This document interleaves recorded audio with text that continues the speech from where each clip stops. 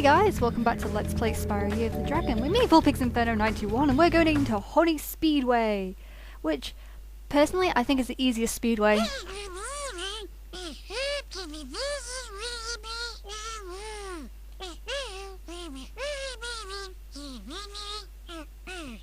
And of course, like we've done before, we're going for time attack first.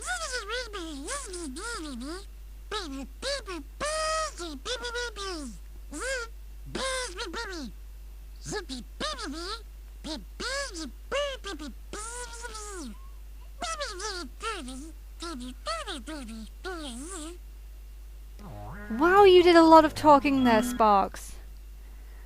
Right, we're going to start this. This is fairly straightforward. It's probably one of the simplest ones, because it's like a trick that I'm going to show you how to do once you get to the final part with the bears in the honey lake.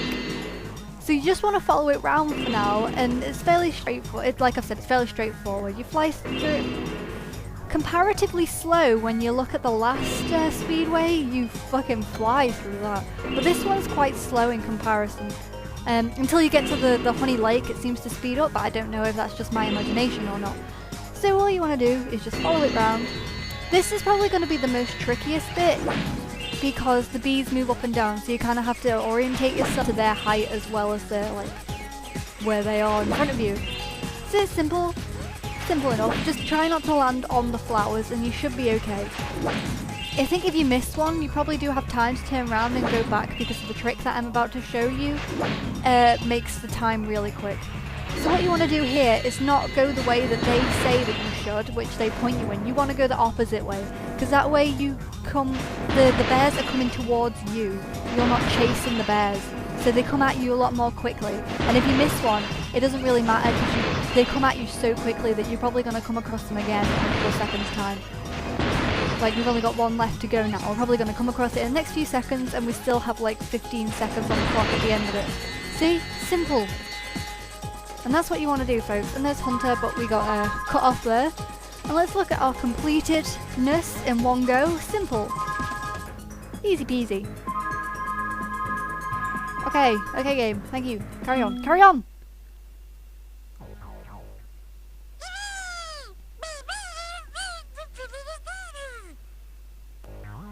Do I get an egg? Hello, Chris! Oh, ta-da!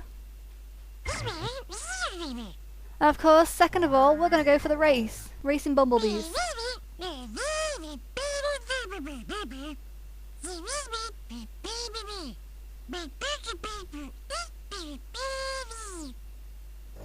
Cool.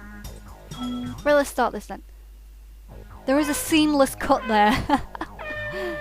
That's a super seamless cut. This is probably like the third attempt of this. It's not too difficult, but I just kept fucking it up. My only real hint for this is to try and go for all of the blue stars. And if you can, try and hit the bumblebees with the trajectories, the projectiles. Hit them with the projectiles just before they go through the blue stars, because if they're still recovering from being hit from the projectiles, then they can't get the power boost off the blue star, the speed boost. So that's what you want to try and do. In theory, it's the best way. Like, I've hit him now, I'm like yeah, but it's probably too early and he's going to get that speed boost well. But as long as you get them, as long as you fire projectiles and be a cheap asshole, you should be okay. Fairly straightforward. Like, this whole thing is fairly straightforward. Even the hunter bit is really simple. At first I wasn't quite sure what was going on with it, but I'll explain it when it comes. Even though I don't know whether I have time to explain it, because it's only about 10 seconds long. Not even joking, it's super short. I was like, what, is that it? I'm talking about it again, aren't I? Right, this is another good way to increase your time, decrease the distance between you and the person in front of you. Is trying to, like, not follow the red dots to try and cut across the corners, because of course that's going to decrease your distance, so you can catch up to the people in front of you quicker. This is top tips coming from the Inferno, the person who has played Spyro the Dragon for over 10 years. I know the ropes. You see, the thing is though, is I've played Spyro 1, but I don't own it. That really sucks. I've never played Spyro 2. I hate myself because I've never played Spyro 2. I have Spyro, End of the Dragonfly, that piece of... Oh, that's gonna make me angry if I start talking about Spyro games not made by Insomniac. Oh, we don't want to go on that subject, guys. We don't want to go down that road. It's not a good one. I mean, maybe Skylanders is good? I don't know. I've not played Skylanders. I really want to because there's loads of toys and I like collecting and I like having things because I'm a girl and girls like having things. We're very materialistic as a gender. And that's why I'd like to have Skylanders, just because of the toys, but the Spyro face, I'm talking about Spyro's face in Skylanders again. I wanted to cry at the point when I first saw Spyro's face. Like, what have you done? Right, let's stop talking about that now. That's like 2 videos consecutively we talked about Spyro's face in Skylanders. But it's an issue, guys. Oh no. Yeah, there's a good one. There's a good example. I hit the bumblebee with the projectile before he went through the star, so we couldn't go through it, and now I've caught up and we're almost in first place. Also, as well as somehow I find it easier to overtake bumblebees if I'm underneath them and then swat them. Apparently I swatted one, but we're near the end of this now. It's a fairly long race, I suppose, but it's not too difficult. It's okay. This whole thing is okay. 3 minutes 14, new best time. Awesome. I won!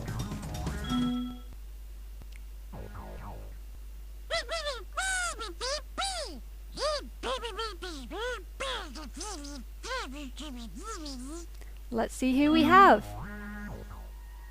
Does that say Henry? Hello, Henry! Aww. He looks ashamed of that. Well, we're going to go back on time attack, obviously, because we're going to try and find Hunter. I don't know whether I've explained this before, but if you try and find Hunter during a race mode, you won't be able to, because if you miss going through a green ring, then the race will stop and you'll probably have to skip a green ring in order to find Hunter. So you'll just keep getting cut off and it's like impossible to get to him in that mode. So you have to be in time attack mode in order to find Hunter. And here he is. Simple. Keep saying that word. Look out, Spyro. There's a really big sheep UFO around here, and it's trying to get me. I snatched up a dragon egg it was trying to abduct, and now it wants revenge. Someone's a bit paranoid. You wait here.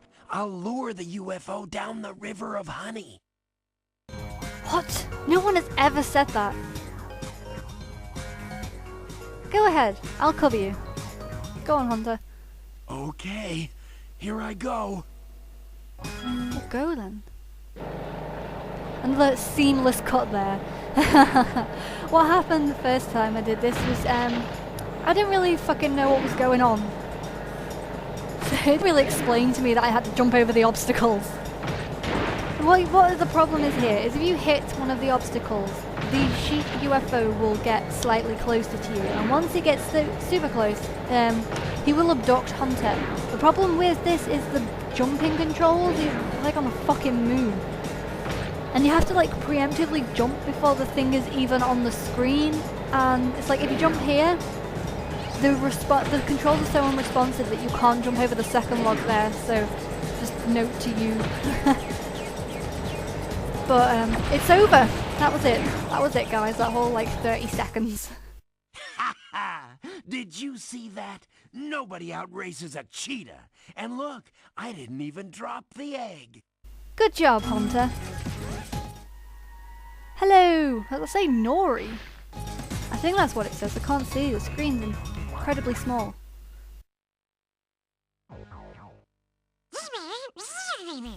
I'd like to go home.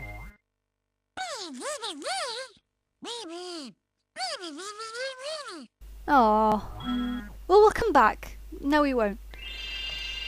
Cascade of gems.